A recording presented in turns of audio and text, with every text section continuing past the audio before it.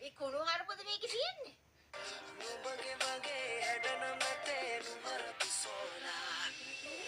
Double මීනින්ග්ද? Double මීනින් තියෙනවා ඉතින්. අනේ ඩබල් මීනින්ග් ලියලා අම්මලාගේ නල්ල අහන්නේ කමෙන්ට්ස්.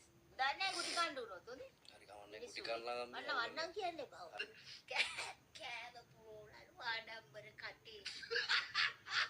නේ උණුවර මැණිකලාට වඩා හැඩයිලු. ඒක අවුල නෑනේ. ඒක ලස්සනයි. ෂූට් කරලා තියෙනවා හොඳයි. කොස්ටියුම් සුත් හොඳයි. වොයිසර්ස් උත් දැන් මේකෙන් අහද්දි හෙඩ්ෆෝන්ස් දාලා හොඳයි. සමහර වචනත් දෙකක් නිකන් ගිලලා වගේ පුතා ඔයා කියනවා නිකන් මම්මිට තේ. මොකද? මොකද?